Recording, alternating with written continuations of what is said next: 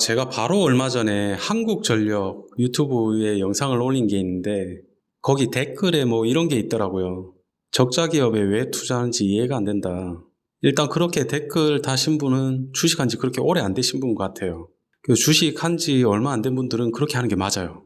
재물을 봤는데 적자거나 빨간색이 있으면 일단 다 걸러버리는 게 맞습니다. 그리고 굉장히 안정적으로 이익이 나는 그런 회사들만 딱 선별해서 투자하는 게 그게 정석이고 맞죠. 저도 그걸 몰라서 그런 게 아니라, 그러면서도 왜 그런 종목을 얘기를 하고 살펴보냐면, 일단은 주식 투자 같은 경우는 과거는 의미가 없거든요. 과거에 이 회사가 얼마나 잘 나갔던, 이 회사가 얼마나 안 나갔던 의미가 없어요, 사실. 이 회사의 미래가 어떻게 될 건지 그거에만 투자자들은 관심이 있는데, 사실 미래는 아무도 모르죠.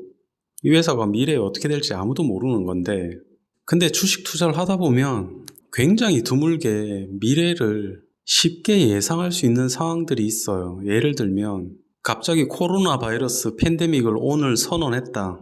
그럼 뭐 마스크나 손소독제가 잘 팔리겠다, 이런 거 미래를 바로 예상할 수 있잖아요. 가까운 미래를 예상할 수가 있는데, 아니면 뭐 한국전력 같은 회사가 구조적으로 절대 망할 수가 없는 회사가 지금 재무 상황이 너무 안 좋다.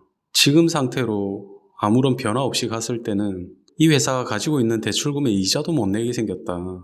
진짜 거의 한계치까지 간 거 아닌가 싶은 상황이 됐을 때, 그러면 이 회사가 전기세 이제 가격을 인상하고 머지않은 미래에 굉장히 재무가 좋게 바뀔 수 있겠다, 뭐 이런 걸 예상을 하는 거죠.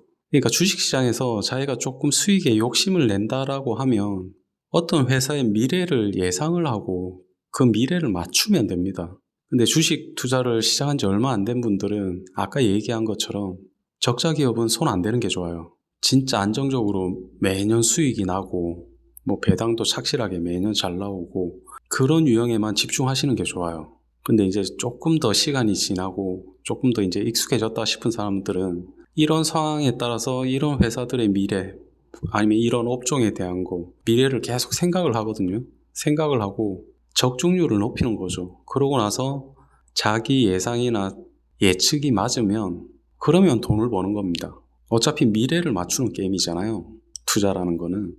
투자라는 거 자체가 그런 것 같아요. 어차피 미래를 맞추는 사람이 돈을 버는 거거든요. 뭐 예를 들어서 경기도 파주 쪽에 싸게 나온 땅을 전부 다 사들이고 전 재산 다 집어넣어서 다 사들이고, 이 사람한테 물어봤더니 이 사람은 나는 3년 안에 통일이 될 것 같아서 파주 쪽에 싸게 나온 땅 다 사들였다.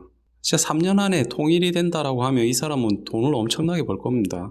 그런 미래를 자기가 예상하고 예측한 다음에 그게 자기 생각대로 진짜 이루어지면 크게 돈을 버는 거거든요. 투자라는 게 거의 그런 것 같아요. 자기가 3년 안에 통일될 것 같아서 파주 쪽에 싸게 나온 땅들 다 사버렸는데, 전재산 다 넣어서 통일이 되긴 되는데 뭐 한 30년 뒤에 통일이 된다든지 자기 예상이 틀려서, 그러면 그 대가를 치르겠죠. 주식도 마찬가지인데, 지금 이 회사가 적자다, 아니면 과거에 이 회사가 적자였다, 이런 거 상관없이 가까운 미래에 이런 게 있을 거다라는 거 예상을 하고 그 예상이 맞으면 돈을 버는 겁니다. 뭐 예컨대 테슬라 같은 경우도 그렇잖아요. 테슬라 초창기에 지금의 모습을 그린 사람은 별로 없을 거예요. 근데 지금의 테슬라 모습을 그리고 예상을 하고 투자를 했던 사람들은 크게 돈을 벌었겠죠. 뭐 아마존이라든지 다른 회사들도 마찬가지고, 뭐 어찌됐든 주식 투자 같은 경우는 저는 생각 대 생각의 싸움이라고 생각을 하고 있기 때문에, 이렇게 생각하는 사람은 이 주식을 이렇게 팔 거고, 이렇게 생각하는 사람은 또 살 거고, 둘 중에 누가 맞는지는 시간 조금 더 지나보면 알겠죠.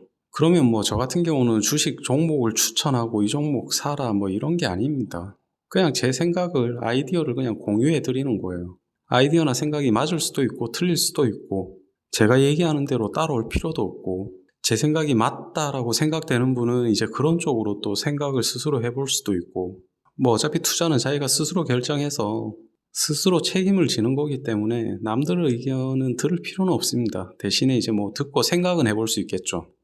나는 저런 유형의 생각은 못 해봤는데 저렇게 생각해 볼 수도 있겠구나. 아니면 뭐 듣자마자 네 생각은 틀렸어, 내가 생각할 때는 이래, 뭐 이런 식으로 생각해 볼 수도 있을 거고, 뭐 내용이 어찌되든 자기 스스로 생각을 해보고 스스로 결정해서 투자해야 됩니다. 그럼 뭐 결과도 자기가 책임져야 되고. 그러니까 제 영상을 보는 분들 중에 주식 투자한 지 그렇게 오래 안 된 분들은 가급적이면 적자라든지 나쁜 회사는 투자하지 마세요. 조금 작은 규모의 회사들보다 조금 큰 회사들이 더 안정적인 경우가 많고, 부채가 많은 회사보다 부채가 적은 회사가 훨씬 안전할 확률이 높습니다. 그러니까 주식 투자를 한 지 얼마 안 된 분들은 굉장히 안전하게 좀 더 보수적으로 투자를 계속 한번 해보시고, 시간이 지나면 누가 가르쳐 주는 게 아니라 그냥 스스로 그냥 조금씩 더 모험적으로 변해 갈 거예요, 아마.